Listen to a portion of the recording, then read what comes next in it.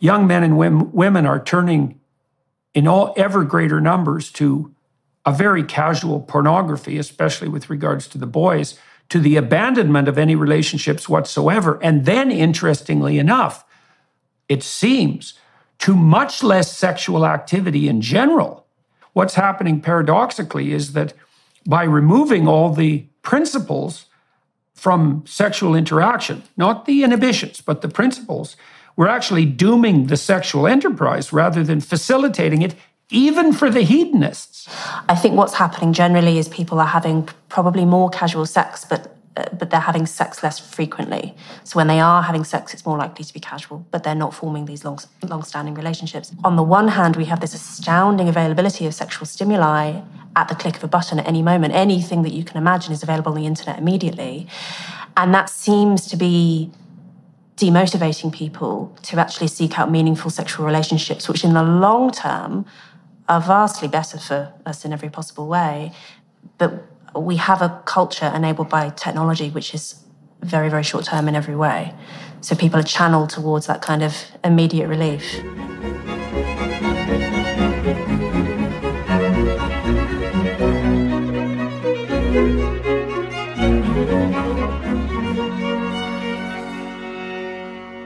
Hello, everyone.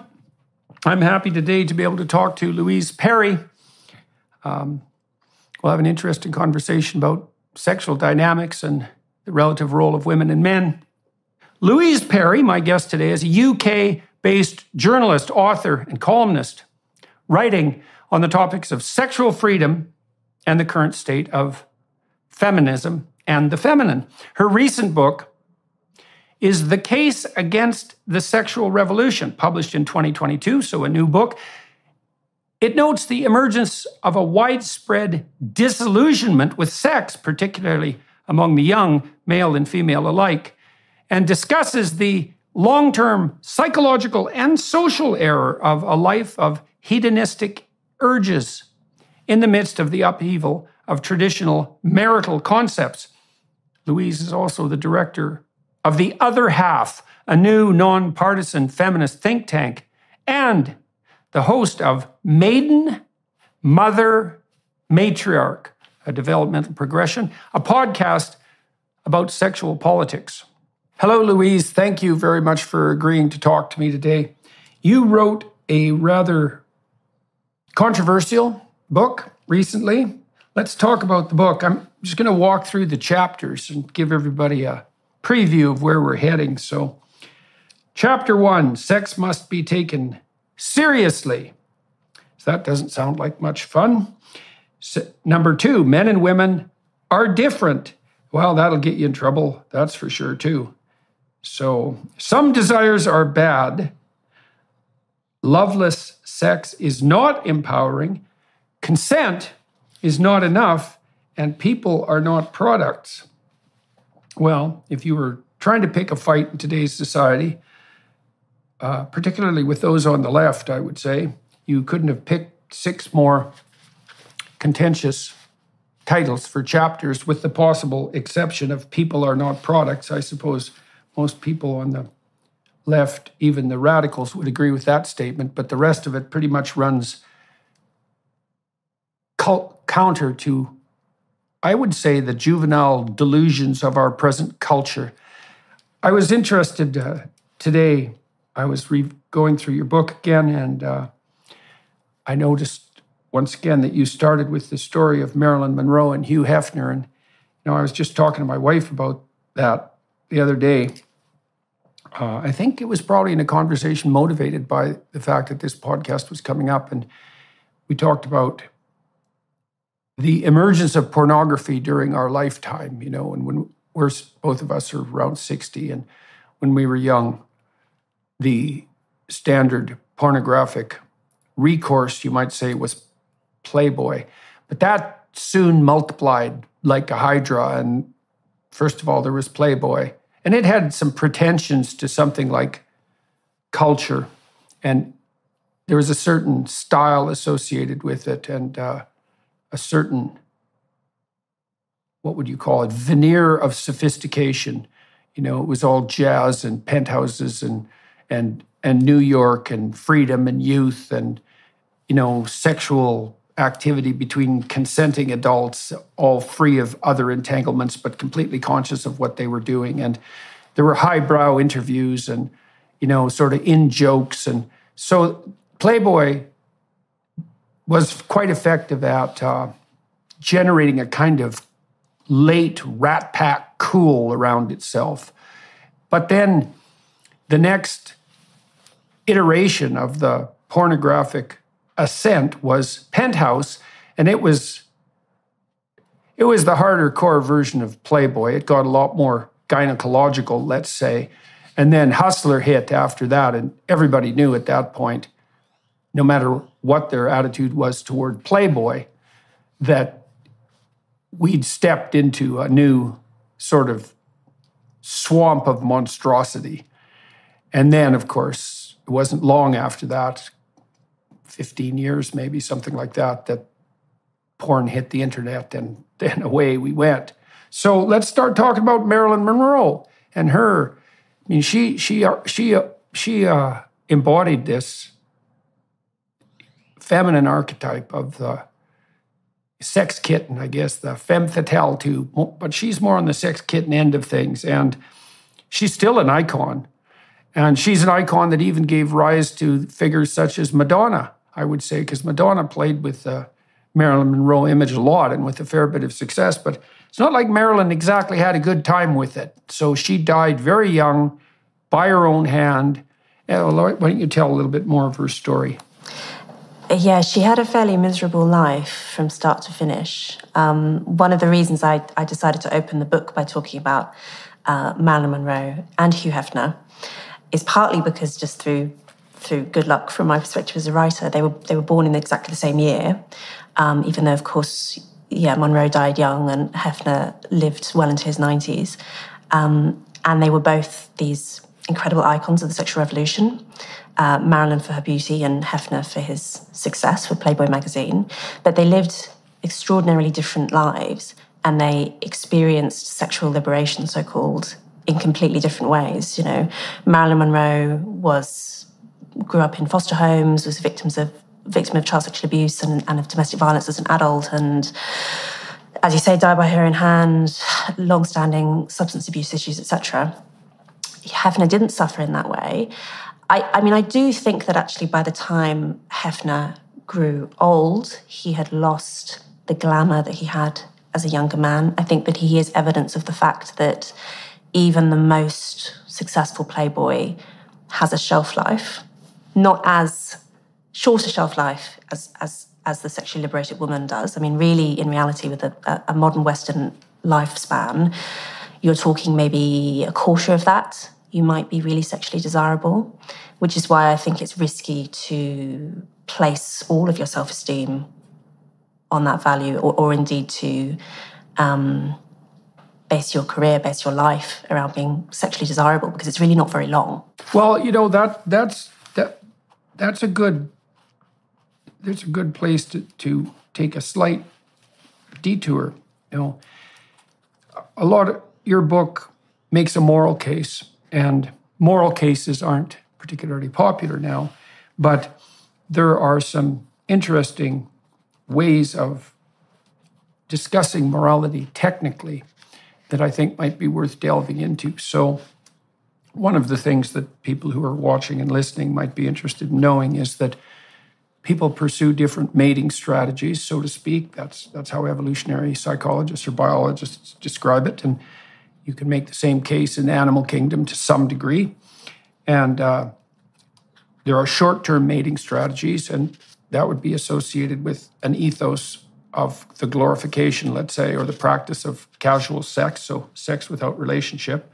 And one of the questions that you might ask is, are there pronounced differences between people who tend to pursue short-term mating strategies versus long-term mating strategies? Now, a long-term mating strategy would be accompanied by the formulation of a relationship of mutual support. That's what makes it sustainable. And the answer is, well, yeah, there are marked differences. one of the hallmarks of antisocial personality, and so that's the personality characteristic set that is associated with criminality, is a proclivity towards short-term mating strategies. And that is associated with early onset of sexual activity and multiple sexual partners. And then in its more pathological form, a predatory or parasitical lifestyle in relationship to sex. And so that has been elaborated more recently into the analysis of so-called dark tetrad personality characteristics. That's an emerging model of the malevolent and pathological personality, and that involves Machiavellianism, which is manipulative, narcissistic, which is virtue-free attention-seeking. It's a good way of thinking about it. Psychopathy, which is predatory parasitism, and sadism, which is positive delight in harm to other people. And all of those delightful characteristics are associated with a striking proclivity for short-term mating.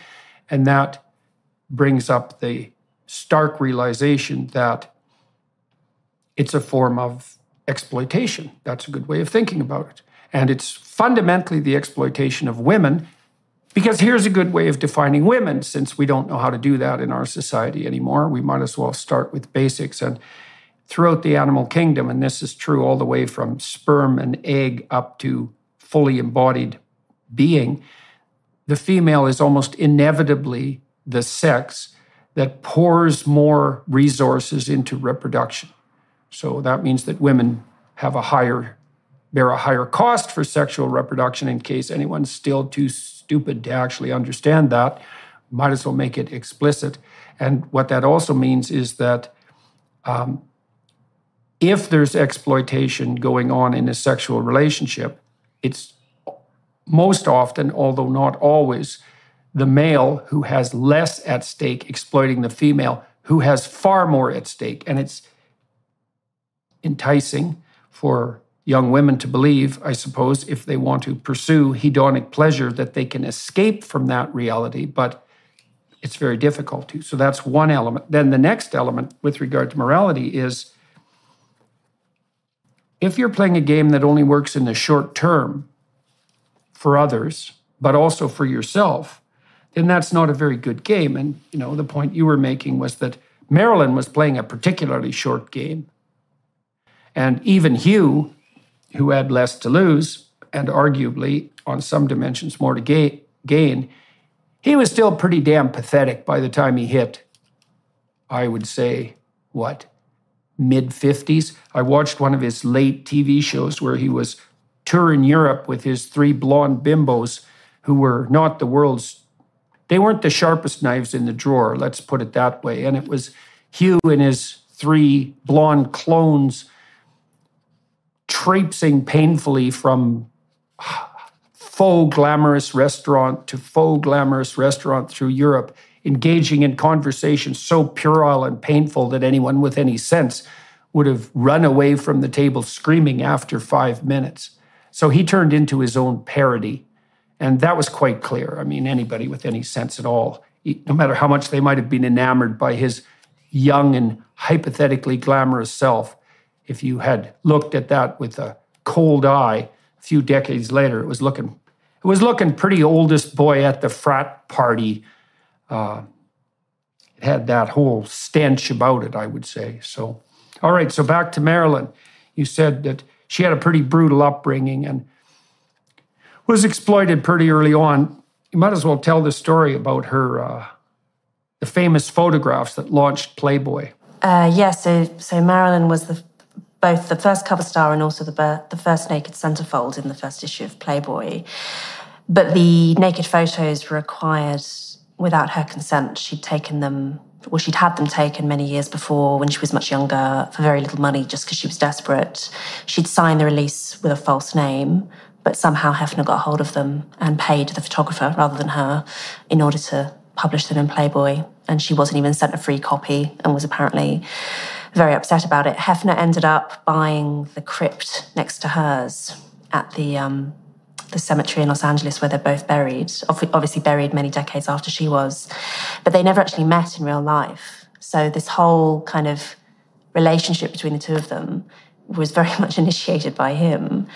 And I mean, this is the point, though, I want to make with talk about Marilyn Monroe. She is very typical of female sex icons in having this kind of tragic backstory, multiple forms of exploitation by lots of people, most of them men, and yet she is held up as this this iconic figure of the sexual revolution, which we're supposed to believe was a good thing, right? And my argument in the book, it is of course the case against the sexual revolution.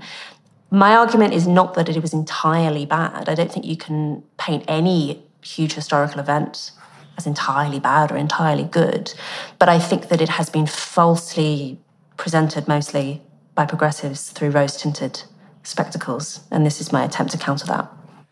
Yeah, well, there's no doubt she was an iconic figure and still is, and part of the reason, it's hard to say exactly why. I mean, there's something obviously hyper-attractive about her, and I heard her interviewed once in a radio station where she said she could walk down the street. I believe her genuine name was Norma Ray. Is that right? Norma Ray? And she said she could walk down the street as Norma Ray and no one would look at her. Or she could walk down the street as Marilyn and then people would just be attracted to her like mad. And so I want to run a hypothesis by you, given that that backstory for female sexual icons, and this is often the case for girls who get dragged or who agree to participate in the pornography industry, that they're often abandoned girls who have a history of fractured relationships and abuse. Now, so here's a hypothesis, that girls without fathers hit puberty 1 year earlier, eh? That's a real biological mystery, but here's a hypothesis. So imagine that you're bereft of male companionship and productivity and protection. And maybe that's because your culture doesn't have enough men. Sometimes that happens after wars, for example, or maybe you're just in an economic niche or a social niche where you're unfortunate, So now, why would you develop a year early from a puberty perspective? Well, the answer is, one of the ways that women can attract male attention, obviously, and therefore, in principle, companionship, protection, productivity, all of that might come along with a real relationship, is by being sexually attractive and available. And so if there's a dearth of males in the local environment, then early puberty could easily be a way of increasing the probability of catching a mate early enough so you don't starve to death, let's say. Okay, so then imagine that there's a psychological equivalent to that. And this is where that waif-like femme fatale archetype might kick in. And so if you're appealingly, vulnerably beautiful and available, and then you have that magic that can go along with that when it's transformed into something truly archetypal, which Marilyn did extraordinarily well. There was a bit of a little girl about her. She had a very girly voice, and that's how she sang. And she had a kind of innocent, naive provocativeness that was amplified, paradoxically, by her overt sexuality. And so she had some of the appeal of a helpless child and some of the appeal of a truly mature woman. And that can be a very deadly combination. And I think the fact that it's a deadly combination is also a kind of adaptation. So you can imagine that girls who are abused might turn to that pattern of seductive behavior, because if they turn on the charm full throttle in that manner, it increases the probability that even in their desperate economic straits, they might be able to attract a male. And of course, with Marilyn, that was elevated right to the point where she became literally the poster girl for that approach. And then I mentioned Madonna a little earlier, and when Madonna first came on the scene, I thought, she's kind of interesting. She seems to be taking this Marilyn-like archetype, but toying with it consciously. She was a businesswoman, pretty canny. She seemed to be in charge of her own image. And I thought maybe she had a grip on the archetype, but it isn't obvious to me at all that she did. Madonna's life has been characterized by a continual pattern of sexual attention seeking. And she's also, I would say, turned into her own parody, even in her, I think she's in her late 60s now, if I remember correctly. She's still doing photo shoots that are leveraging pornographic attractiveness. And that requires a lot of maintenance and makeup by the time you're at her stage of life. But it doesn't really look to me like it's aged particularly well.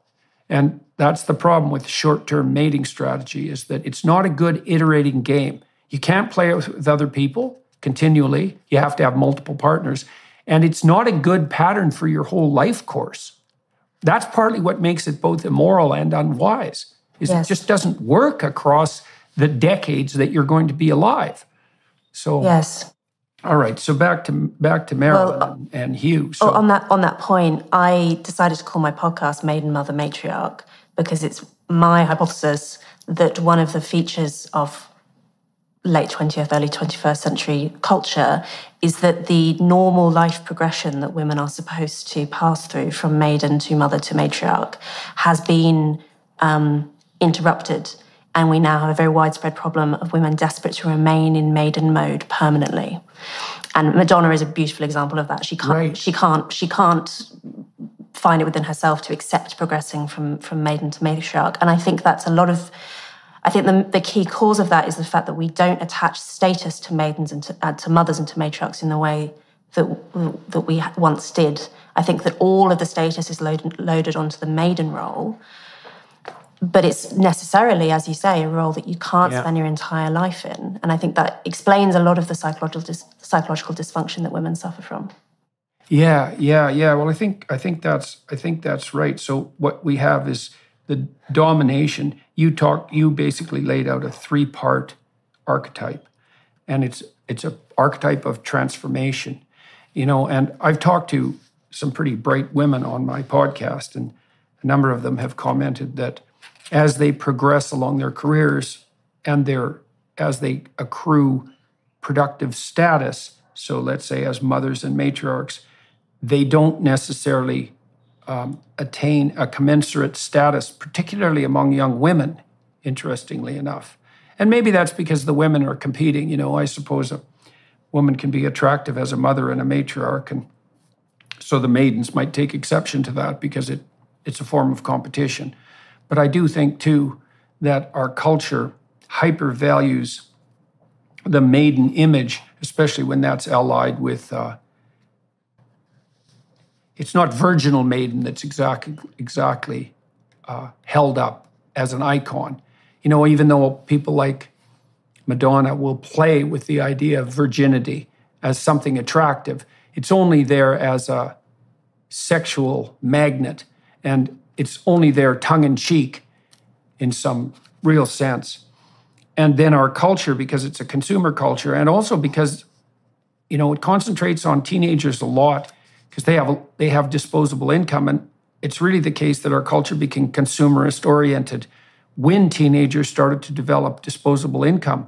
It's not surprising at all that the consumer market tilts towards the maiden archetype because that's where there's spare money to be vacuumed up. So that's sort of a perfect storm in some sense. And so, so our developing hypothesis here in the podcast, and obviously you've thought this through to a great degree, is that part of the reason that the sexual revolution claiming absolute sexual freedom is pathological is because, it enables the male exploiters, and that's not good at all, but it also isn't a good medium to long-term game. Well, I would say either for women or men. I mean, if you develop a long-term partner in a woman and you're a man, you might want a woman who has enough sense to move from maiden to mother to matriarch, and to do that in a manner that facilitates the development of the relationship across time. And maybe, I wonder too, if a woman who does that really well is, as she progresses across that 3-part track, also to some degree integrates the previous stages as she moves forward.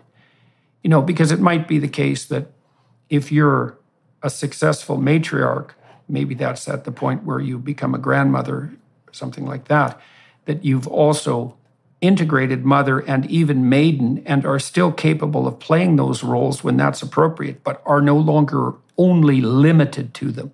And I'm not saying that's an easy thing to pull off because, it's not that hard to be, it's not that easy to be, outstandingly sexually attractive, male or female, by the time you're in your 60s, let's say. It gets to be, old age is fighting against that pretty hard, but that doesn't mean that can't be held forward as, an unattainable ideal to which we all might strive, or at least hope might make itself manifest. And I think that's actually a possibility, that you can move towards something like a full integration. Like Russian dolls, I think, is the perfect image for it. The Russian dolls that contain the younger, the smaller counterparts in the whole. That's the aspiration. I mean, I think part of the reason that we're so focused on the maiden role is partly, as you say, because it's a very consumerist kind of product. This strange paradox where on the one hand, I'd say Western society is increasingly gerontocratic in that power and assets primarily are disproportionately held by the old, but it's also still a very, very youth-orientated culture in terms of politics, in terms of fashion, beauty, all of this kind of stuff. You have that kind of strange tension where young people are simultaneously incredibly culturally powerful, but not actually very economically powerful, which probably actually exacerbates the feelings of tension there. I think another reason for it as well is I think that women's lives tend to be more clearly segmented by reproductive stage in a way that maybe men's are less so. I think that men's lives change a bit less when they become fathers, when they become grandfathers. And I think that part of the resistance to this natural progression among women comes from the fact that so much of feminism of the second wave has been about trying to be more masculine in every way, in a way that I think is ultimately detrimental to women. That's why I called Chapter 2 Men and Women Are Different, because I think we have to just start from the premise that men and women are fundamentally different. There is a sexual asymmetry that is never going away. There are average psychological, but nevertheless at the population level they matter. There are these differences between men and women. And actually I think that any kind of productive form of feminism has to start from that recognition that those fundamental differences aren't going anywhere.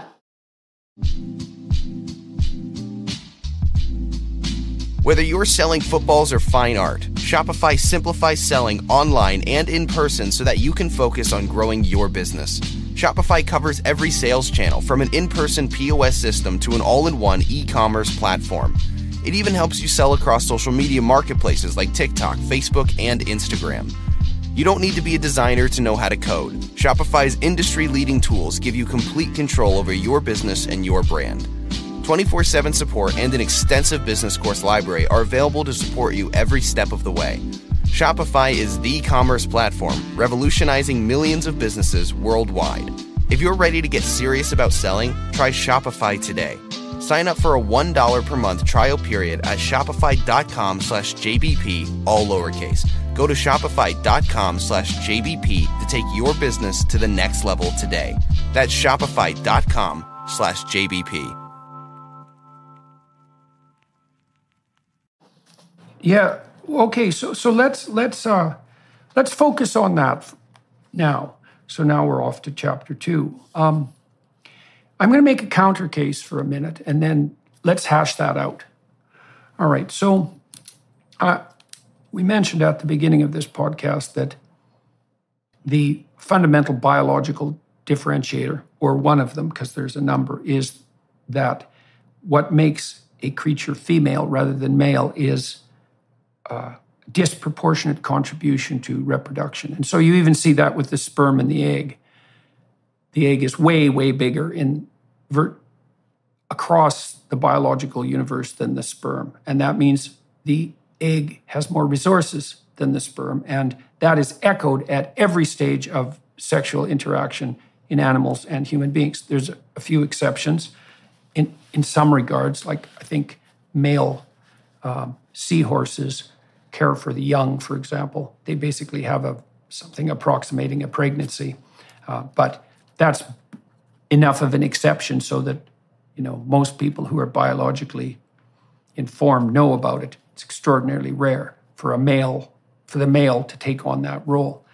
And so women are the half of the human race that bears disproportionate responsibility for sexual reproduction, pays a higher cost for it. And that seems to shape everything, including mating strategies. But here's the killer. And so we could also say that's been true for the entire course of reproductive history after the emergence of sex, which emerged a very long time ago, biologically speaking.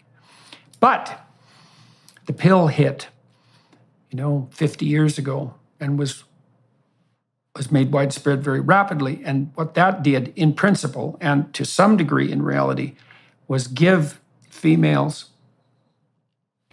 voluntary control of their reproductive function, really for the first time in biological history. And so that opened up a new question. And this is a question. If a woman has full voluntary control over her reproductive function, why isn't she now just a man? That's one question. Or what exactly distinguishes her from a man? Because one thing that distinguished her was her differential role in reproductive burden, and now that's been ameliorated, arguably, to some degree. And then also, if reproductive function is now a matter of voluntary choice, why can't sex just be fun and free? And I would say we've been wrestling with those two questions for 50 years and longer than that, insofar as there's been some form of reliable contraception, but it wasn't very damn reliable till the birth control pill kicked in. And so I think it is an open question to what degree can sex just be, fun and fancy free. And also it's an open question to what degree aren't women just now the same as men? And so, any comments on that whole line of inquiry are more than welcome. Well, that's the promise, right, of the sexual revolution, that by introducing this new technology shock, we do erase the differences between the sexes. And I think that to some extent, if you live a very modern life, it's not just the pill, obviously, that's changed in the last 60 years. We also have very different ways of working. People are much less likely to do manual work, at least in the West, than they used to be. We live much more mixed lives. There's much less homosexuality than there used to be. And so people are interacting in the workplace or whatever in basically an egalitarian fashion between men and women. If you live that kind of life where you're not really using your sexed body for anything, you're just, living the life of the mind, really, you could believe that those differences are trivial. And I think that's where we've had some very strange political ideas around, for instance, having biological males competing in women's sports, is seen to be a completely logical thing from people who do essentially live those lives, who probably haven't actually competed in sports. I mean, you'll notice that female athletes tend to be opposed to this because they tend to be completely aware of the fact that there are huge differences in performance between male and female athletes. But for people... Well, you can usually mob them into silence, though. Yeah, some of them are brave enough to say so, many of them, yeah, as you say. But many people who don't really do sports, who don't live very physical lives, may be genuinely quite oblivious to this fact, because that seems to be the promise of technology, that it erases these differences. I don't think that it does. I mean, not only because we don't yet have artificial wombs, we still reproduce the old-fashioned way, and I think are likely to for the foreseeable. I don't think artificial wombs are just around the corner. I think actually they're a spectacularly difficult technology to develop. And also because we still have the same brains, essentially, that our Stone Age ancestors did. We spent 95% of our species history as hunter-gatherers. It is humanity's first and most successful adaptation. And I think that we can't, no matter how intelligent we are, no matter how desperately we try, I think it's very, very hard to erase those differences at the psychological level. And the response, interestingly, that I've had to this book since it was published is obviously a hugely controversial title. The whole premise is hugely controversial. But interestingly, I haven't had nearly as much criticism as I thought I would. And I've actually had positive reviews, even from left-leaning outlets and so on. I got an amazing review in The Observer, I think it's because actually an enormous number of women across the political spectrum who have been offered this promise of you can live just like a man, you can have sex just like a man, they're profoundly miserable. And they do recognise that actually deep down, that promise is an empty one.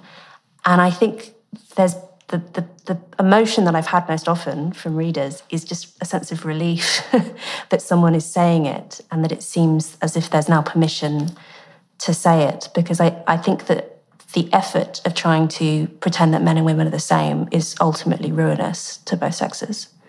Yeah, well, you see this weird phenomenon emerging on the left in particular, and I think it's particularly rife in university campuses, where you get a combination of compassion and low conscientiousness and high openness driving a particular political mindset. And so the compassion means, well, we're going to accept everyone. And the low conscientiousness means, well, we're not bound by anything approximating duty. And the high openness means, we're creative and curious about every form of potential self-expression.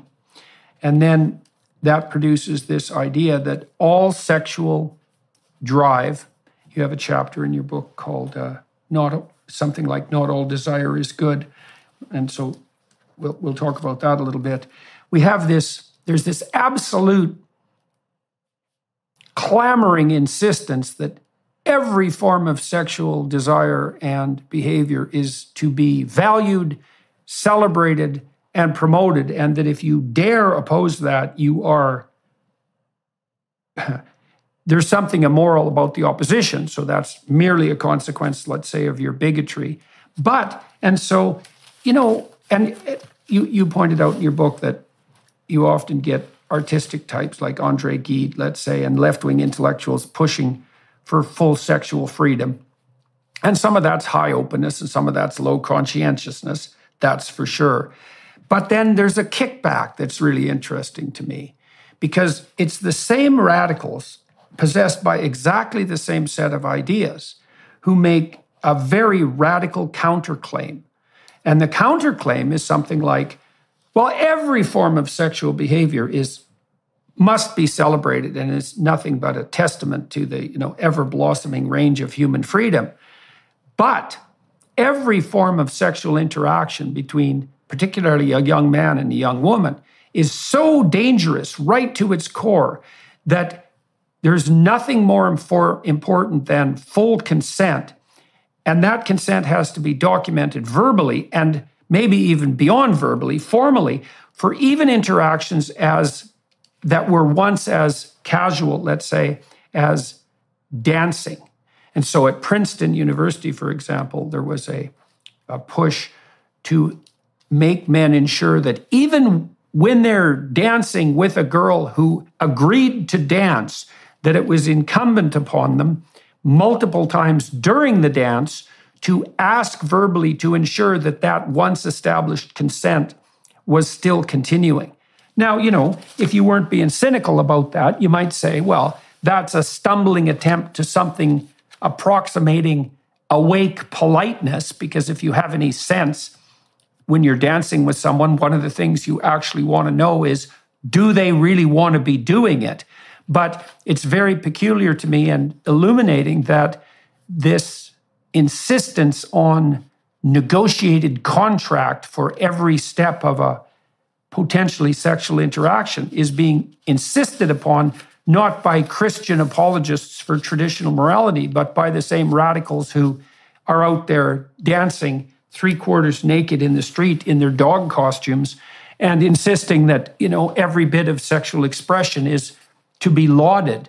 My suspicion with what's going on there, with this rise of sort of a bureaucratic attitude to sex, shall we say, this idea of asking for consent at every stage and so on. I mean, the funniest example, which I mentioned briefly in the book, is an idea cooked up by some university students that you would sign a contract before you had casual sex, and you'd take a photo of the pair of you with your contract and so on.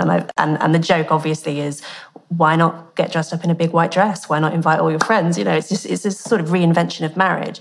I think that's basically what is going on. We're married for the day. That's the contract. I think what's going on with this reintroduction of these new rules post Me Too is that complete sexual freedom is not actually a sustainable system. And what we've had for many centuries, millennia, up until the 1960s really, is a very complicated tapestry of laws and norms which regulate sexuality and which particularly regulate heterosexuality.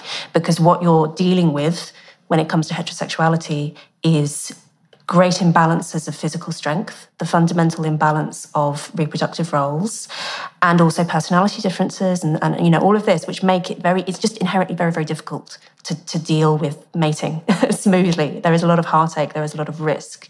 And what we have in most societies is this complex dance of marriage customs and, thinking more recently in the West, chaperones and asking the father's hand and all of these things which are supposed to basically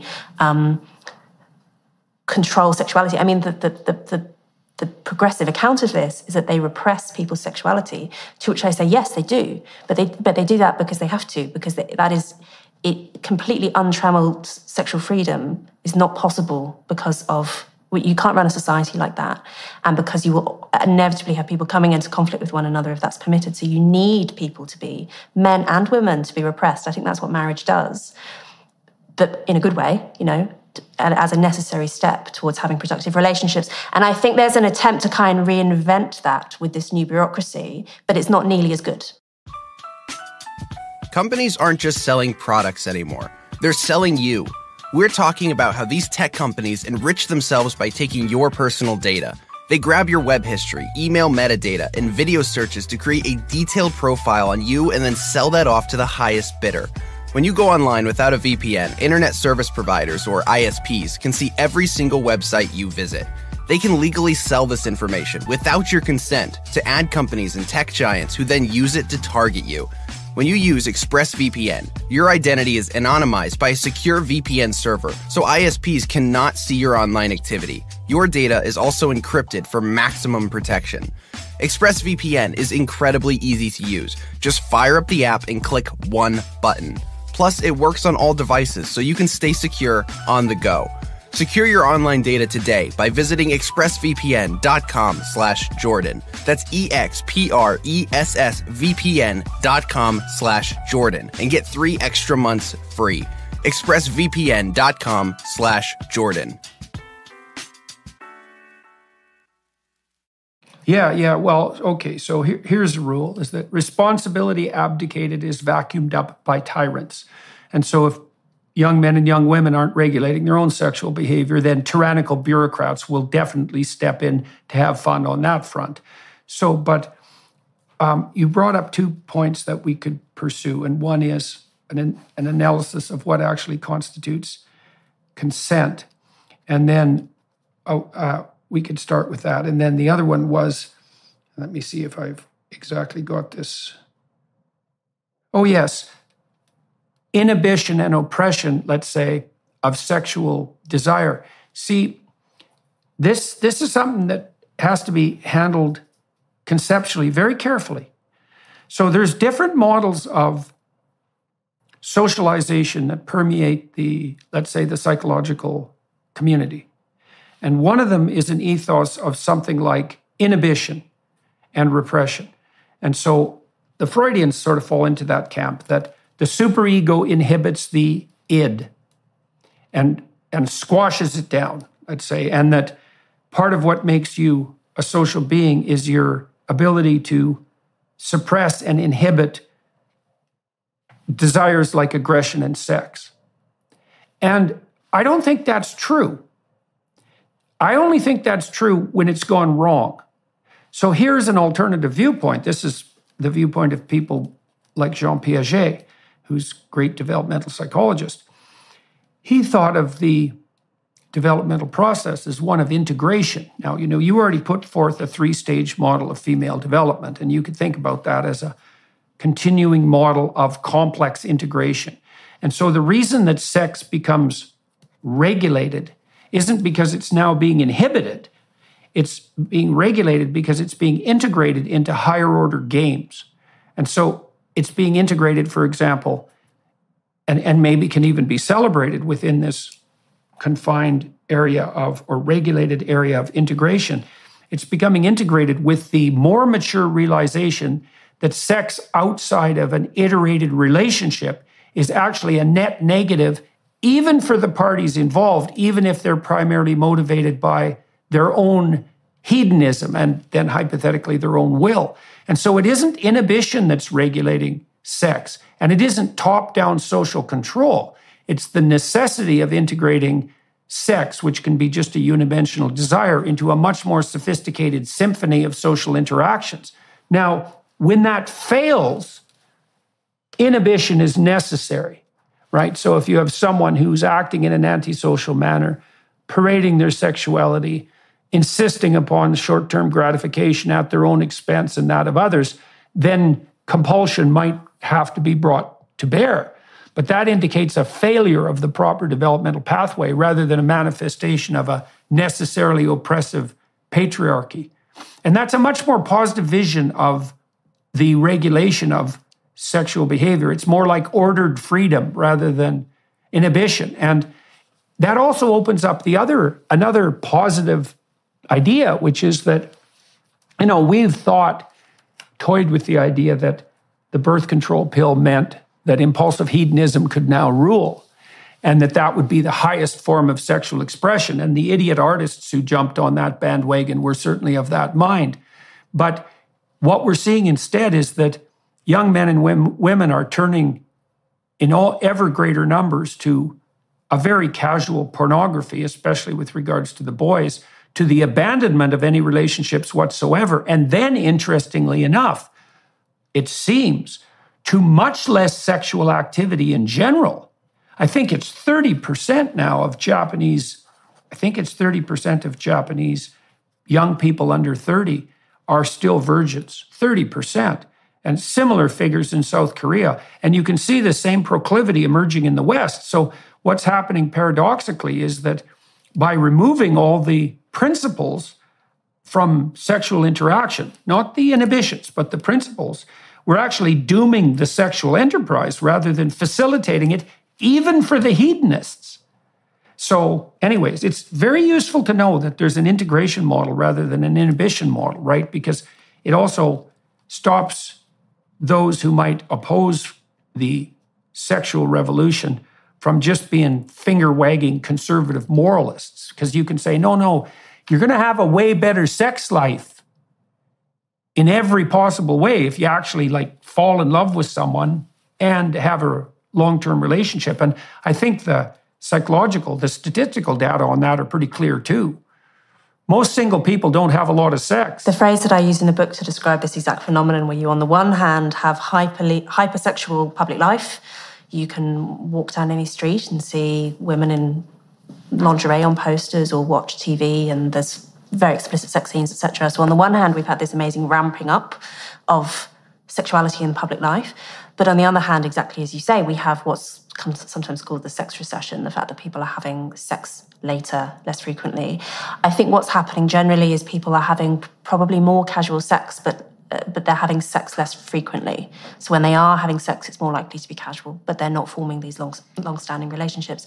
And the term that I use in the book is cultural death grip syndrome, taken from the quasi-medical term death grip syndrome, which is used by compulsive porn users to describe the physical experience of impotence when you use too much porn. You get to the point where you actually can't be aroused either physically or psychologically in real life because you use so much porn. And I think cultural death grip syndrome is the counterpart to that, where on the one hand we have this astounding availability of sexual stimuli at the click of a button at any moment. Anything that you can imagine is available on the internet immediately. And that seems to be demotivating people to actually seek out meaningful sexual relationships, which in the long term are vastly better for us in every possible way. But we have a culture enabled by technology, which is very, very short term in every way. So people are channeled towards that kind of immediate relief that disincentivizes proper, I think the rule is something like unearned surfeit turns into revulsion. Right. It's too much of a good thing means that it's no longer a good thing.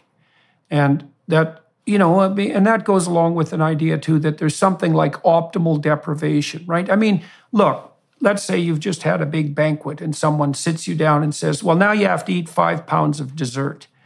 It's like, first of all, that's not going to be a very attractive proposition. And second of all, it might actually make you ill, is that everything has to be in proper proportion. And one of the things we really haven't contended with at all in our society is how much desperation is necessary on the sexual front to drive young men and young women together. And the answer is not zero.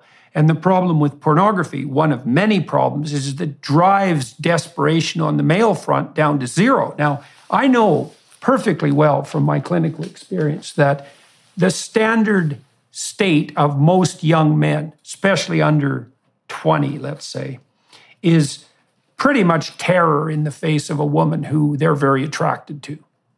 And the reason for that is that, there's all sorts of reasons, but the primary reason is the probability that any given male, even one who's very attractive, let's say in multiple ways, is going to be rejected by any given female, especially a high-value female who has a lot of people attracted to her, is extremely high. So there are classic psychological experiments showing this. If you send attractive undergraduates out to talk to other undergraduates to offer sexual access, say, well, would you be willing to have coffee with me? Would you be willing to give me your phone number? Would you be willing to come back to my apartment? If the girls offer that, then whoever they're offering that to on the male front will take them up on their offer. But if the boys offer that, even when they're attractive, the probability that their advances will be rejected is extremely high. And so young men face the uncomfortable situation where even if they're competent and will turn eventually into useful men, which isn't the status of most very young men, the probability that they'll be rejected is extremely high. And then it's also the case that there's little that's more psychologically impactful than such rejection, especially if it's undertaken by someone to whom there's a genuine attraction. So that means that boys are paralyzed into terror. I think that's not too exaggerated a term, by the mere fact of attractive women. And so, they slough that off and they make derogating jokes and so forth to try to get over that, but doesn't change the basic reality. And that also means that a certain percentage of males, and it's not low, really, it could easily be like 30% are just paralyzed into utter stasis by the possibility of rejection, especially because they haven't been fortified against it with their dependency-inducing upbringing. Unless they're driven forward by a certain amount of desperation, some of which needs to be sexual, they're never going to break through that barrier. And so then they can satisfy themselves momentarily with pornography, and then that turns into that host of problems you already described. Is now they're training themselves, maybe right from puberty, to be impotent, cuckold voyeurs, essentially. So that's not good training. Then they're training themselves to view women as targets of short-term gratification. So that's like training in psychopathy. And then they're also interfering with their ability to establish a relationship and also to perform sexually in a real environment. So all that seems like, like a 5-dimensional catastrophe. And that's going to get a lot worse in the next year, by the way, because we haven't seen anything on the pornography front compared to what's going to be coming down with the advent of AI. Because now what's going to happen real soon is that this is already underway. So imagine a sign-up service where you can talk to a very attractive young woman. And she's an AI, right? So She can be as attractive as you want her to be and tuned exactly to your preferences. Okay, so now there's already a service offering this, by the way. So now you have a friend, and that friend can keep track of your conversations, and especially if you're lonesome and isolated, that might be the best friend you've ever had, and certainly the most attractive person you've ever talked to. Now, it's not real, but, men are pretty damn visual. So it's got a long ways towards real. And then, for your subscription fee, you can talk to the woman nude, and then the whole avenue of sexual display is open to you. And so God only knows what that's going to do. Yes, and sex robots are the next step, where you have a Well, and then the integration of those two things. That'll be great. That'll really get us going. You end up in a situation where young men can feel as if they are winning at life, right, with their sex robot, who's giving them all the cues that suggest fitness. But in fact, they don't need to wash, they don't need to have a job, they don't need to do anything productive with their lives because the sex robot doesn't care. OnlyFans, I think, is a step along this path, because what OnlyFans offers is not just pornography. It offers a parasocial relationship. It gives the impression to customers that this woman cares about them, remembers his birthday, remembers his children's names, all of this stuff. But it's all obviously a mirage, and it's one that's purchased. And it's completely the wrong incentive structure for everyone. Right, well, and that's narcissistic exploitation on the part of the females with antisocial personality traits, and often, what would you say, aided and abetted by quasi-psychopathic pimps, electronic pimps. And, those OnlyFans women, that you made a very good point there, those are actually androids, right? Because they're not women. Now, you might say, what the hell are you talking about, Dr. Peterson? Obviously, they're women. It's like, no, they're not. They're machine-women hybrids. And the machine is the technology that can broadcast their image to millions of people. So you're not a woman anymore if you're in a million men's bedrooms at the same time.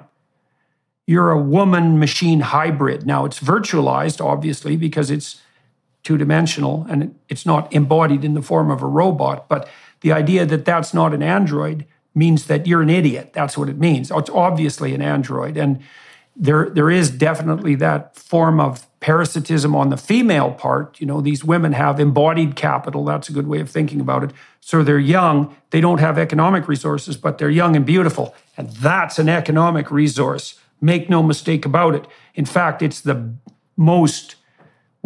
highest possible form of wealth. This is another thing that the Marxist types get real wrong with their economic analysis. Because if you took, let's say, a hyper-rich 80-year-old woman, and you said, well, you give away 99% of your fortune, and now you inhabit the body that you had when you were 20, and then we could add to that the possibility of being stellarly beautiful, the probability that that woman would trade everything she has for that opportunity, assuming she hasn't become disenamored of life, is extraordinarily high. And so that also means that on the female side, and this is happening continually, female exploitation can take place with regard to men, just like male exploitation takes place with regard to women. And those women are not doing other women a favor either by monopolizing the marketplace, let's say. No. I think that one of the ways in which women are hurt by the pretense that is widely practiced, that men and women are psychologically the same and that male and female sexuality is the same, is that it's very easy for a young, beautiful woman to mistake male sexual desire for high regard. And to I think that really there are two parallel tracks when it comes to male sexual desire for women. There is the short term and the long term, and they are not at all the same. And that being very highly desired on the short-term track does not necessarily translate into being very highly desired on the long-term track. In fact, sometimes quite the opposite. And I think that the main error that women are making with thinking that OnlyFans is a quick buck not only is the fact that OnlyFans is enormously unequal, and actually there are very few people on it who are making any real money, and generally the ones who are making lots of money were already famous before they joined the platform and so on. It's also the fact that the internet is forever, and these images are out there, and it damages your long-term mating prospects to have been on OnlyFans. And actually, I mean, it is clearly the case that female beauty is an incredibly valuable resource, but I think maybe the way in which it needs to be understood distinctly from economic power is it is to some extent vicarious. You can acquire enormous power as a beautiful woman through access to typically male political and economic power, but it doesn't last forever. If you're able to secure a very high status husband, for instance, and he commits to you for life, you've translated your beauty into real and lasting power. If you're not able to do that, then you will very quickly, age 35, age 40, age out of having any access to that kind of power, and then you will potentially be paying the cost later down the line. So there are some women who've become very wealthy on OnlyFans, but in general, I would say that it's very, very poor strategy. And, as ever, it is presented as a kind of short-term boon. Yeah, well, and it suffers from the same Pareto distribution problem as any productive enterprise, creative enterprise, which is a small minority of people will rake in all the money. Like a tiny, tiny proportion. It'll be 1/10 of 1%. They'll make a spectacular amount of money, and everyone else will strive away in the dirt, scrabbling away for virtually nothing. And then, as you said, even those women who have managed to make that successful are dooming themselves in all likelihood to remaining only attractive to psychopathic and exploitative males, because the rest of them won't be particularly happy with that background. So yeah, it's not a good iterating medium to long-term strategy. Let's talk about consent a little bit, because that's a tricky issue, and it ties back to this notion we were discussing earlier about the proclivity of the radical left to insist upon something approximating a contract, which I do think is very comical that, that's the same as, well, maybe consent means getting married. And actually, I think you can make a case for that. So, when you see that happening on campuses very frequently, and we should delve into the details of this, is that a young man and a young woman will sleep together. But it's usually at a party, and it's usually a drunken party. And so one of the things that people don't know, maybe because they don't want to, is that almost all criminal behavior that involves coercion is facilitated by alcohol. So half of people who are murdered are drunk, half of the murderers are drunk. There would be almost no domestic abuse, violent abuse, without alcohol. It's an unbelievable facilitator of aggression. This is why the temperance movement was in many ways a feminist movement, I would argue. That's not how it was normally expressed, but the temperance movement was very much about domestic violence. Right. Well, and on campuses, date rape, etc., and unwanted social sexual advance and alcohol go hand in hand. But of course, you have the libertine culture on campuses sexually and also behaviorally. And so many campuses are simultaneously hotbeds of, sexual investigation and trouble and drunken Dionysian partying. And, I think there's a time and a place for that. And that's probably when you're young and, hopefully you manage to wend your way through it. But as a basis for a stable society, it falls short. But here's one of the problems it really brings up. So now you have women and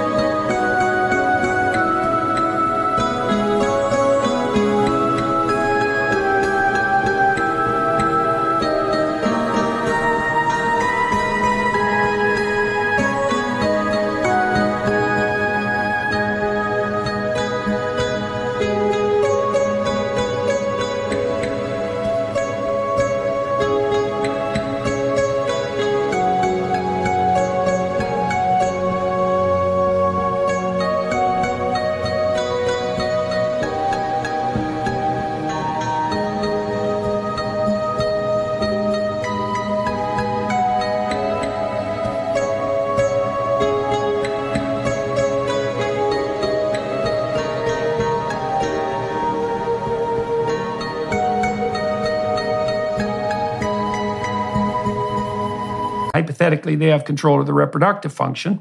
And they can go out and drink, and then they can find themselves waking up in the morning and not even remembering, because alcohol really interferes with memory consolidation, not even at relatively minor doses, not even really remembering how the hell they got there.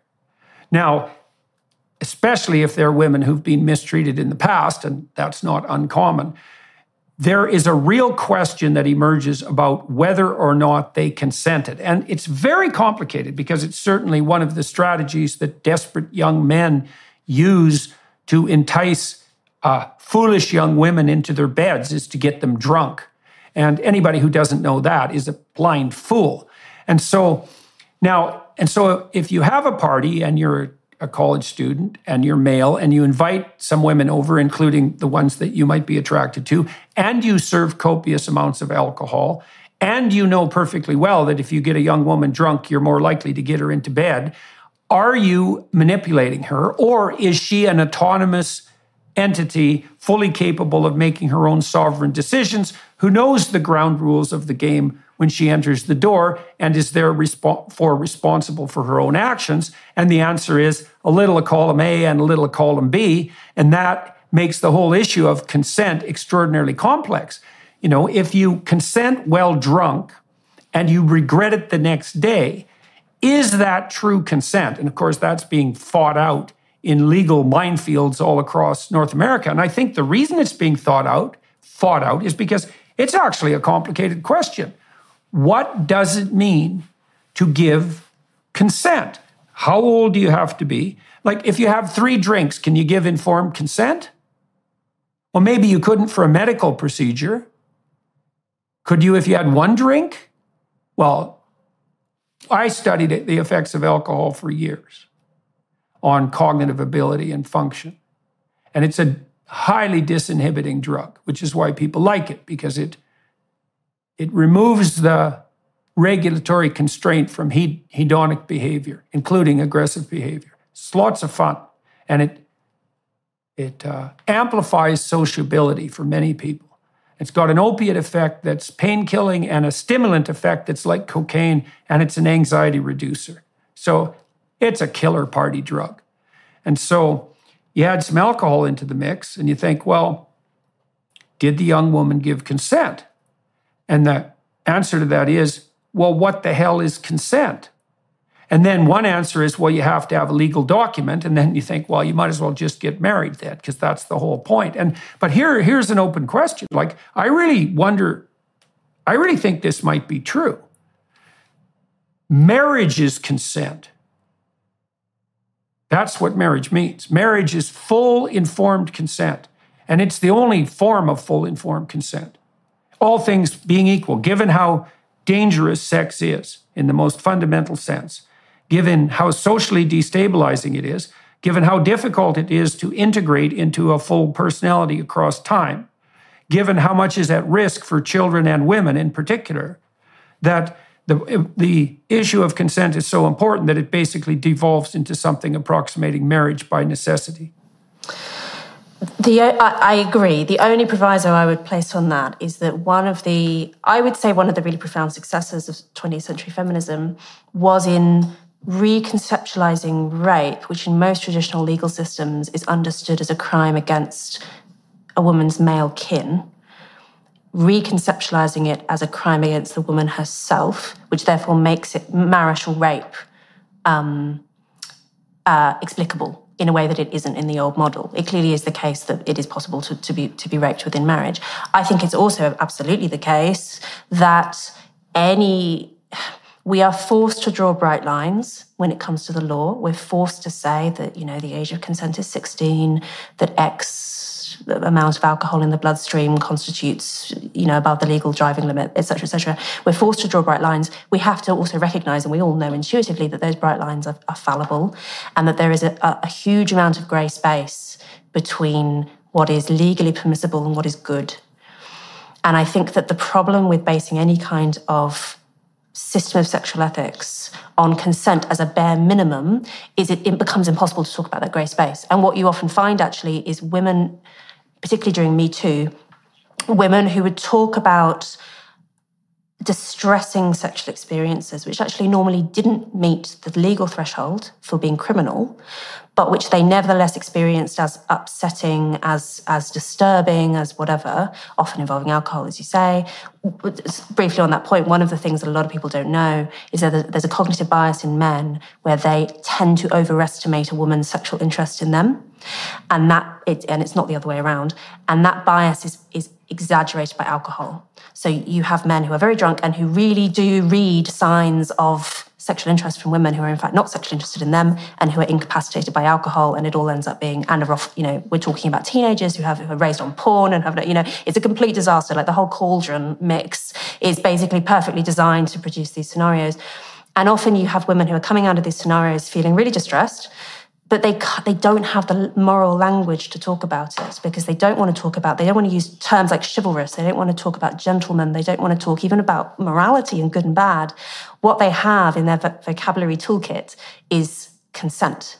And so you will say that the XYZ encounter wasn't consensual, whereas actually that's not the best way of describing what went wrong. And trying to just further embed the consent model, which often what consent workshops are really is just they're attempts at ideological interventions. The idea is that we sit kids down and we tell them in words of one syllable, don't rape each other. But of course, we know that's not how social interactions work. That's not actually a kind of intervention that's really going to make a difference because the would-be rapists aren't listening, for one thing. And also because that's, the complexity of sexual relationships is just so too difficult to sum up in that kind of simple message. But that's all we've got. and so this emphasis is just on reiterating and reiterating.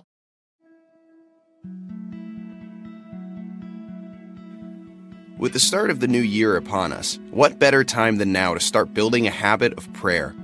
Just like physical exercise, daily spiritual exercise is critical to your well-being, especially in a world where attacks on faith and religion are happening all around us every day.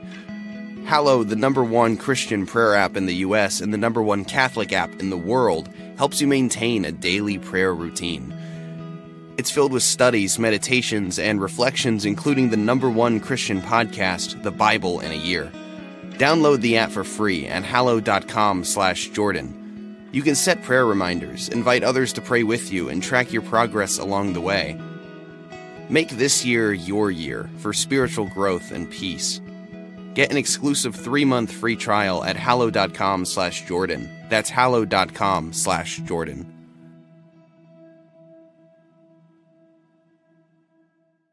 If you start talking about unwanted sexual advance as a failure of something like chivalry, you sound like a transplant from the 13th century, but it's definitely the case. It's also definitely the case that unsophisticated males are not very good at reading, what would you say, anything but explicit signals of no, right? Sophisticated people can tell by a polite glance, let's say, whether or not interest is being manifested, and then they play a very slow incremental game, which is romance, by the way, checking each other out for consent at every stage. And you cannot replace that with a rule-governed system. The attempt to do that is, first of all, going to be intrusive and tyrannical and awkward, and second, it's putting the cart before the horse. The unsophisticated people aren't going to be able to use that system anyways. And then you have like 3 people, you have a crowd in the bedroom. You have the young man and you have the young woman and you have the whole idiot phalanx of DEI bureaucrats there trying to mediate the social relationship. And that's just not going to work at all. And here's another thing I've been thinking about. I talked to my wife, who I know you talked to on her podcast, about this quite a bit. So here's an interesting idea. So males compete for status, and the essential dimension of competition that differentiates them from women, I would say, is something like productive economic generosity. It's something like that. Now, it's not like women aren't productive, and it's not like they're not generous, but the ground rules are different. Women are looking to equalize the economic disparity that's attendant upon differential cost for reproduction. And so men are evaluated on the basis of their potential for economic reciprocity and generosity. And that gives them status, males. And so women peel from the top of that hierarchy. Basically, they let males compete it out on the economic front, and then women select from the top down. And the higher the status a woman has, the higher the status of the mate that she can obtain. Now, that brings up a question, which is, what gives women status? And that's a really hard question. Because first of all, we know that economic viability is not one of those things. So male economic viability and sexual success are correlated insanely highly. It's like 0.6, 0.7, crazily high. One of the most powerful single variable relationships that you can find in all of the social sciences. Far higher than the relationship between intelligence and life success, for example. But the correlation between female economic viability and sexual attractiveness is lower than 0. So it's actually slightly negative. So it's a massive sexual dimorphism. So then you ask, well, what gives female status? And well, one of the answers is obviously associated with beauty and reproductive capacity and sexual attractiveness. Those things all tangle together extraordinarily tightly. But that's not the only thing, I don't think. And so this, I think, is really worth thinking about. So imagine that you have an attractive girl and a variety of relatively high status men are chasing her. Now, you might ask, well, how do they evaluate her status? And I think they evaluate her status by her ability to say no. So imagine, a high status person offers himself or herself to you. And if you're of lower status, you're going to say yes right away. But one marker of higher status is, well, no, I don't need what you're selling. Yeah, but what I'm selling is great. Yeah, but I have so many offers that I'm not inclined to take your offer because I have options. And it's no on the part of women that signal, I really believe this is the case. It's voluntary no on the part of women that signals their status. And so I don't think young women know this at all because they want to know how to compete with men, let's say, in the power game. And that's a tough question because women are smaller and they're not as physically powerful. And economic prowess isn't as attractive to them, and it doesn't make them more viable on the mating market. So the whole game that women are playing is way different than the game men is playing. So you might say, well, how do women equalize the battle? And I think a huge part of that is by reserving to themselves the right to say no. And you see this, people are stumbling towards this realization, even on the radical leftist front, because they keep saying, no means no. And it's like, well, yeah, I wish it was that clear, but at a drunken frat party, what constitutes no is not self-evident. But a clear no on the part of a woman. And I also think that there's every reason to think, and plenty of evidence, that that's also one of the things that makes men desirable that makes women desirable in the eyes of men, especially if the men might be enticed into pursuing a long-term mating strategy. They'll push on women and see, well, will you say yes right away? And if the answer is yes, especially true for high status men, if the answer is immediately yes, then the guy assumes, well, your status really isn't that high. You can't say no to me. But if the woman says no, even to you, the guy thinks, oh, well, look at that. You can imagine there's some narcissism in that. Even though I have everything to offer that I have to offer, she's just not falling over, Maybe there's something there that requires further exploration. And you even see this in female pornography. It's so interesting because the classic female pornographic story is, there's this extremely attractive, highly productive man who's got a real capacity for aggression. He's a pirate or a surgeon or a werewolf or a vampire or a billionaire. Those are the fundamental female pornographic tropes. And he has women at his disposal.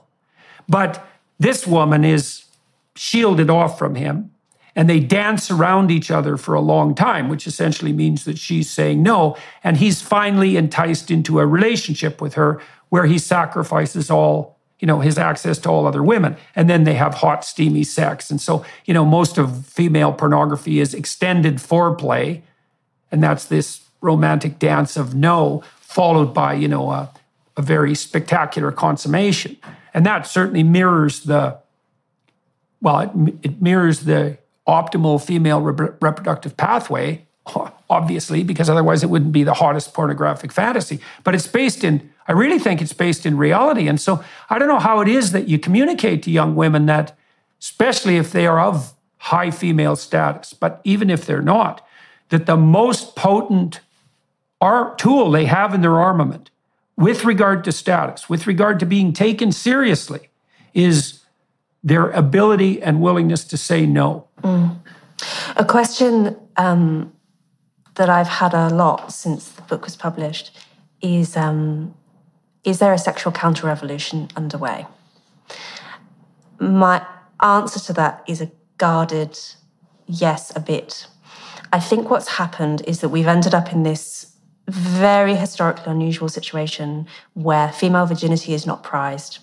Basically, every society hugely praises female virginity and female sexual restraint, the ability to say no for obvious reasons, because an illegitimate child is a disaster not only for the woman but for her family, for the community. There's a need to be gatekeeping young women.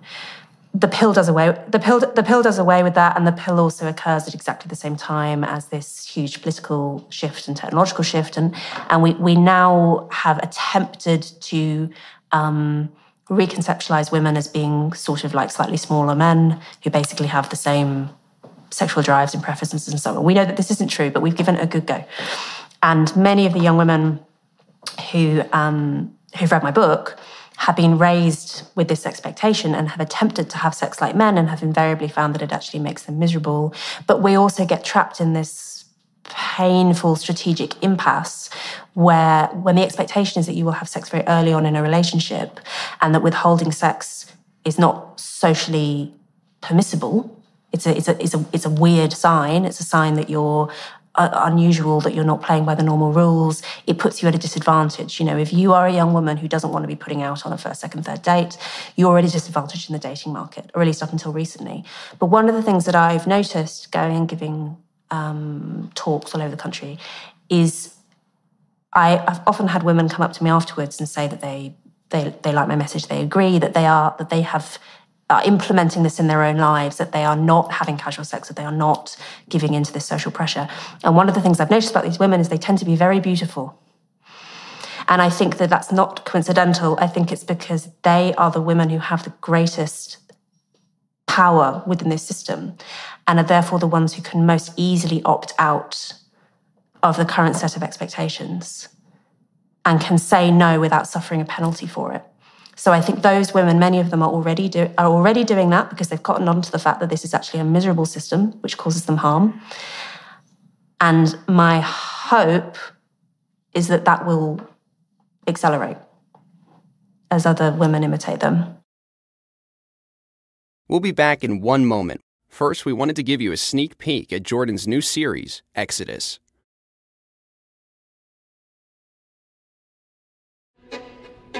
The Hebrews created history as we know it. You don't get away with anything. And so you might think you can bend the fabric of reality and that you can treat people instrumentally and that you can bow to the tyrant and violate your conscience without cost. You will pay the piper. It's going to call you out of that slavery into freedom, even if that pulls you into the desert. And we're going to see that there's something else going on here that is far more cosmic and deeper than what you can imagine. The highest ethical spirit to which we're beholden is presented precisely as that spirit that allies itself with the cause of freedom against tyranny. And yes, there exactly. Is that hope. I want villains to get punished. But do you want the villains to learn before they have to pay the ultimate price? That's such a Christian question.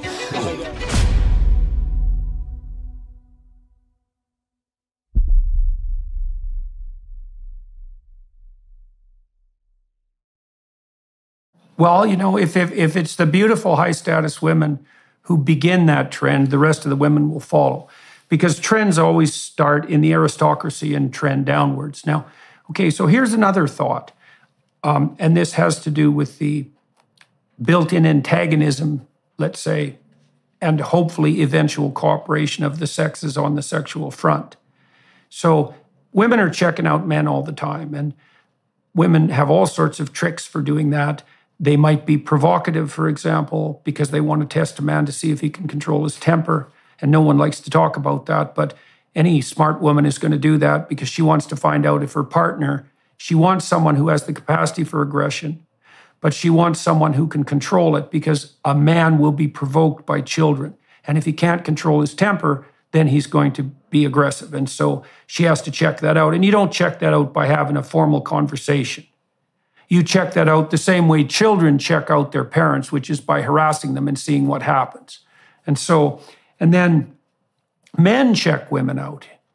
So maybe one of the things a man wants to do if he's going to commit to a long-term relationship is he wants to find out, well, does this woman have what it takes to actually commit to a long-term relationship? And what that means in part is that he has to know that she's capable of controlling her impulsive desires, right? Because otherwise she's going to stray.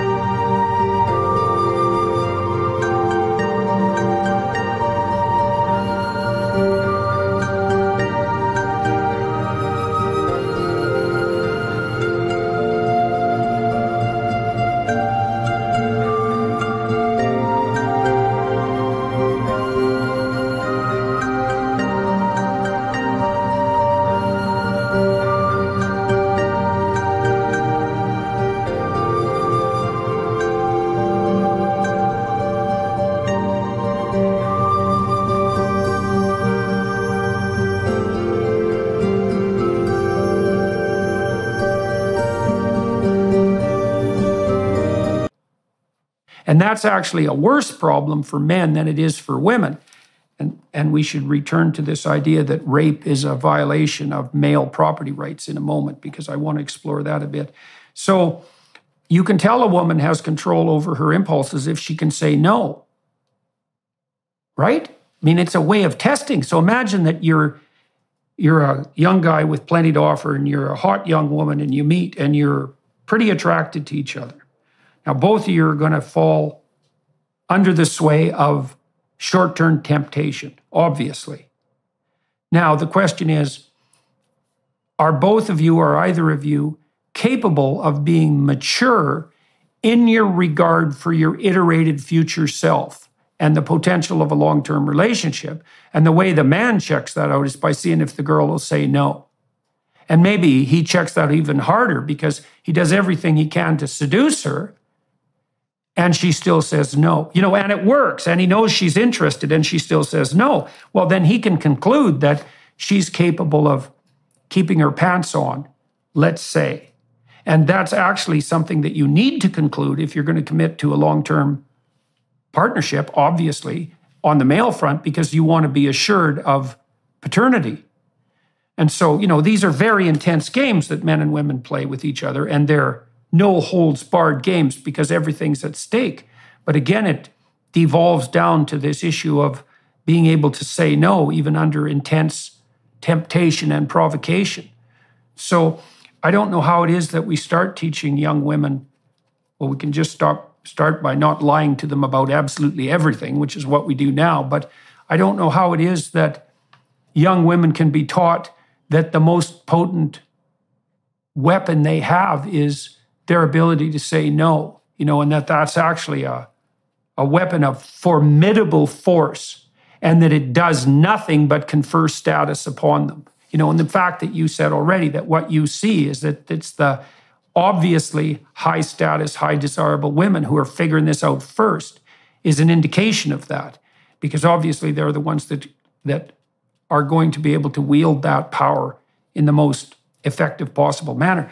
That doesn't mean that it's not useful for women farther down the hierarchy. And you also said something about women are enjoined to believe they have to be sexually accessible to make themselves successful on the dating market. But I don't believe that's true at all. I think that's a myth. I think that, if you have nothing else to offer at all but immediate sexual access, that might be your only game.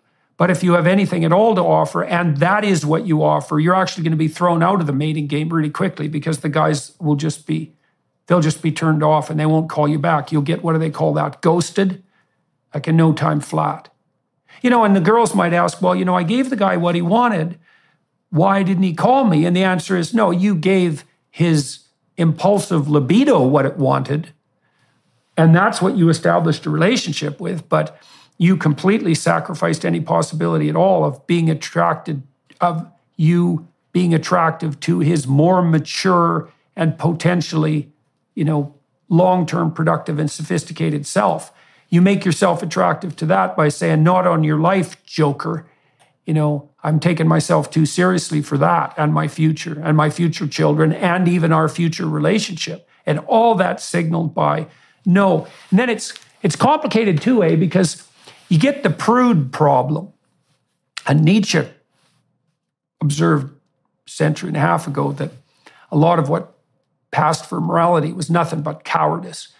People are afraid to do something, afraid to be aggressive, afraid to be sexual, and they passed their fear off as morality. And prudes are sort of like that, is they don't want to have anything to do with sex, but it's not because they've made a moral decision or because they have strength of character, it's just because they're afraid.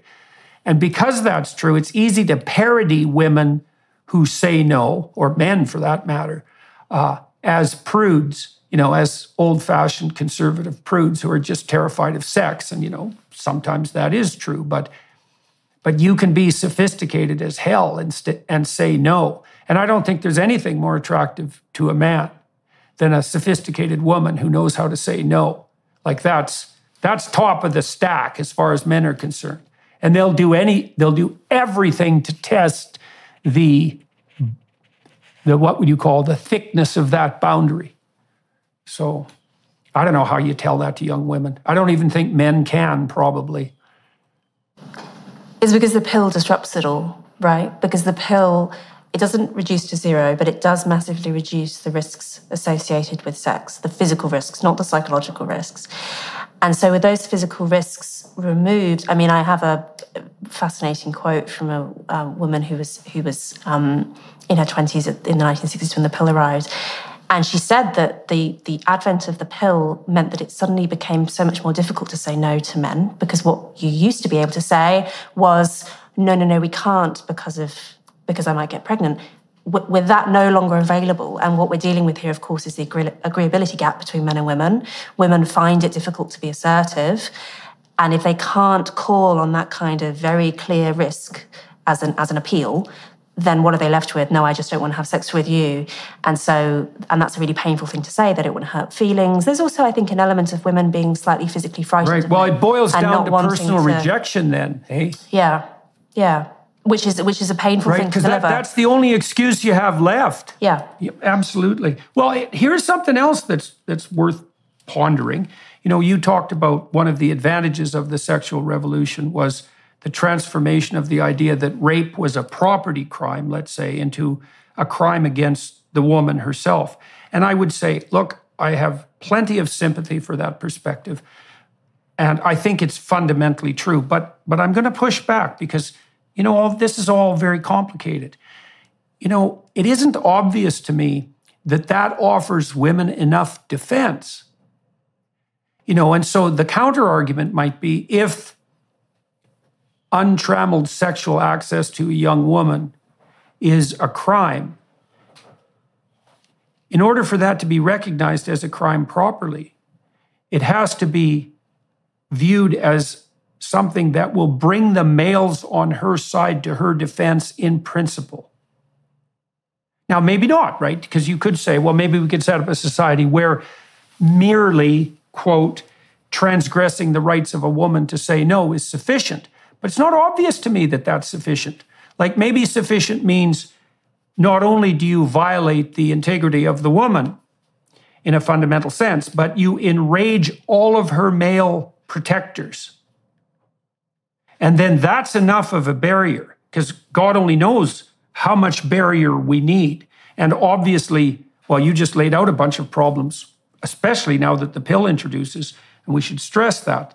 The problem that women have in saying no once they're on the pill is that it's instantly personal. And that means the woman has to deliver a pretty hard blow. And that's especially problematic if she's somewhat potentially interested in the guy, right? How do I say no without hurting his feelings, alienating him, making him into an enemy, looking like a prude? And I mean, when you're 16, you don't know the answer to any of those questions. Like, you're not sophisticated enough to. And I saw this in my clinical practice all the time. You know, I had lots of women in my clinical practice who were abused serially. And, you know, they were generally stunningly unsophisticated in their conduct. And I'm not trying to blame the victim. I'm just saying that sophisticated women, and those are often those they've had a lot of good relationships with men, brothers and fathers in particular. Sophisticated women signal to men who are getting a little pushy, in no uncertain terms, very early in the pushing game, that no is the answer, right? And they do that. If you do that really early on in the investigation, you don't have to use much force. But unsophisticated women, they can't do that at all. They don't know how. And then what happens is they run into an unsophisticated guy. He's too dumb to pick up any clues. And then by the time she really wants to say no, she's already on the bed. I'll give you an example of this. You know, I had one client who was coerced in her account into a sexual encounter by a door-to-door salesman. You know, typical pornographic fantasy setup. So this young guy is going around door-to-door selling whatever he's selling. So he's not one of the world's high-status males, let's put it that way. And, you know, and I suppose he's probably got all sorts of fantasies running through his pornography-addled brain. And so he comes to the door and she's in the house and she's a reasonably attractive young woman and he's friendly. And, well, the first thing she does is invite him in. Now, that's stupid. She's alone. She doesn't know who he is at all. And she invites him in. Well, he thinks, oh my God, what is she at? You know, maybe she really likes me. And you already said that men, and this is especially true if they're narcissistic and immature, radically overestimate the degree to which a woman's attention is signaling sexual availability for obvious reasons. And so he's thinking, oh my God, this is my big chance. And so then he starts to press her, and she has no tools at her disposal at all because she has no idea how to signal no. And let's say she's agreeable and neurotic with a bit of a history of abuse. And the next thing she knows, she finds herself on the couch, you know, 3/4 undressed. And then the question is, well, is that rape? And, well, then that's the question. That's when the police come in and the lawyers come in and, you know, you spend the next 3 years trying to figure out whether or not that's rape. But it's so my point with all that is that it's an open question how much protection women need from the males around them. And then it's an open question exactly how to construe the crime of irresponsible access to a young woman from a psychological and legal and social perspective. Like maybe it's not just a crime against the woman. You know, maybe it's a crime against the broader community. And it's not like I'm saying I know how to adjudicate that, because I don't.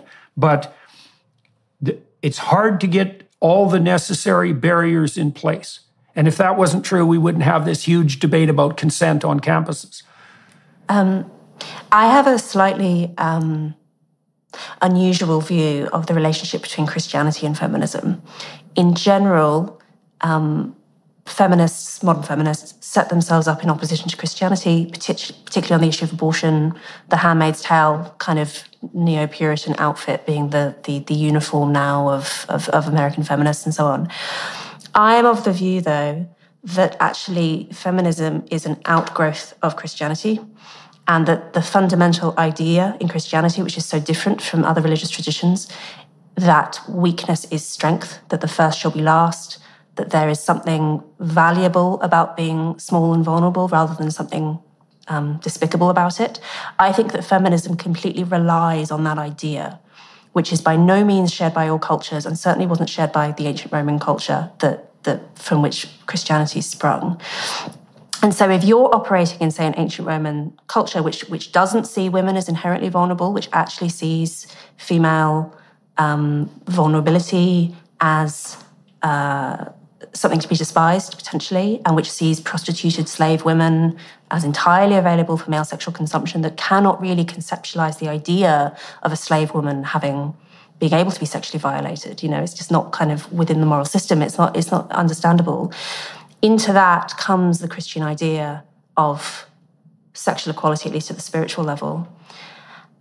And the idea, therefore, that actually even a woman who doesn't have male kin available to defend her against sexual violation, which of course a slave doesn't, she is nevertheless worthy of that protection. It kind of socializes is maybe the wrong word, but it shares that duty of protection among the community and among women. I think that's basically what feminism is, and says that actually we should be bestowing on these friendless women the same protection that a woman with high connected male kin has. It's a very difficult system to enforce. To some extent, we try and use police, criminal justice system, whatever, to do that job. It's a hard job to do, but that is basically the modern project, and I think it is born out of Christian morality. Right. Well, yeah. I mean, I think that's right, is that what you're attempting to do is to replicate the protection that a very well-constituted family and community system would have for a woman who's highly functioning. You're trying to replicate that in abstraction in the entire social structure. And so that's why you have a legal structure that says, well, women have the right to bodily integrity. You're really trying to replace that protective structure with the force of law. Yeah, and I think that's an entirely laudable exercise. The question that we have to wrestle with is the question that you brought up at the end of that, which is that if a woman is unfortunate enough not to have, let's say, close male associates, brothers, friends, fathers, available to her, to what degree is it even possible for the more abstract state and the body of laws to replace that? Might be a goal, but it's very difficult to realize in practical terms.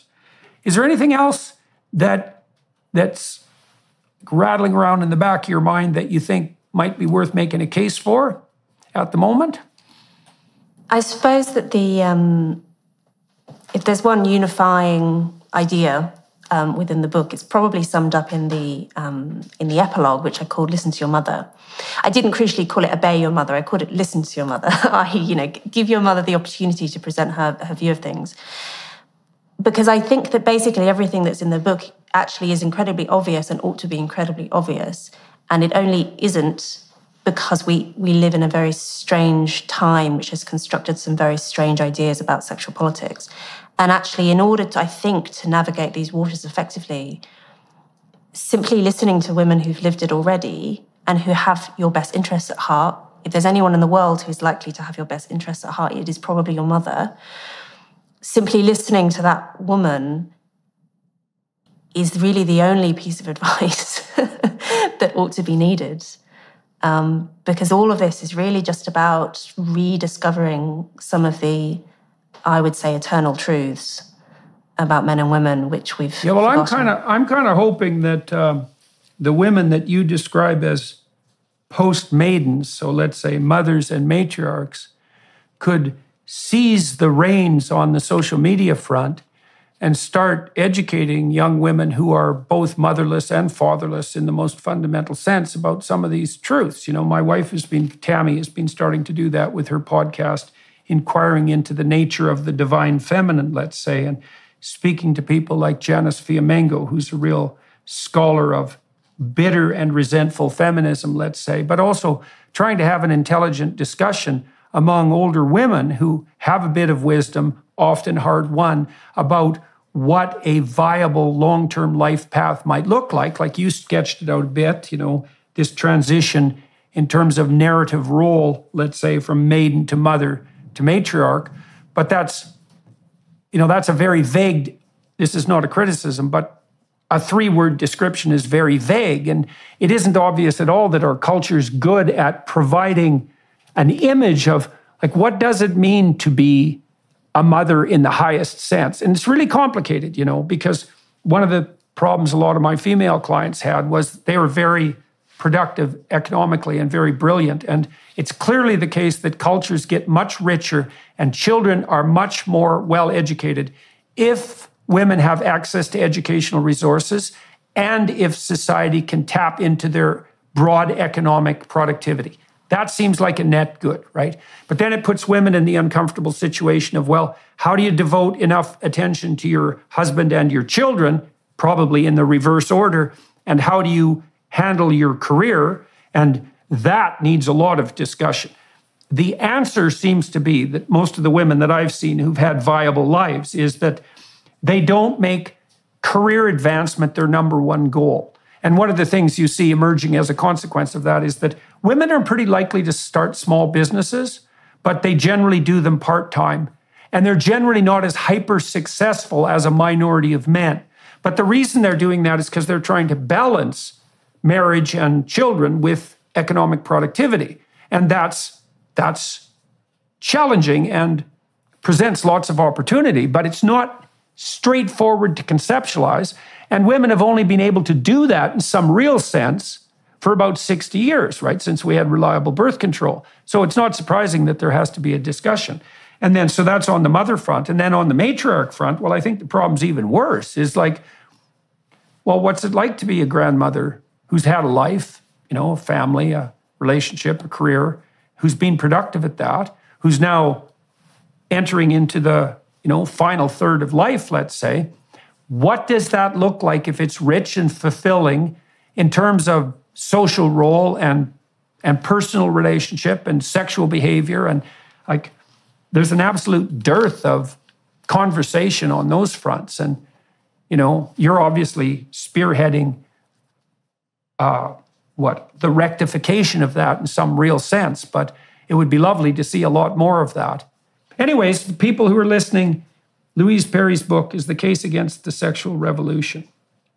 Very, punchy title. And one of the things Louise said today that was interesting is that her book's actually been met with a lot of positive responses, and so it's pretty interesting, I feel the tide is turning in many ways. This might be a cardinal pivoting year, 2023, because a lot of these things, you say your book's about the painfully obvious in some sense. It's like, well, society's pretty unstable when the painfully obvious is now both debatable and even objected to. But your book is definitely shot in the opposite direction. So thank you very much for talking to me today. Thank you so much. And to all of you bet. And hopefully we can meet when I come to the UK. That would be good. That'd be fantastic. And to all those who are listening and watching, thank you very much for your time and attention. To the Daily Wire Plus crew for facilitating this, and the camera people who are here in Austin, Texas, is where I am today. Thank you for helping us do this. And we'll continue this conversation on the Daily Wire Plus platform. Thanks again, Louise.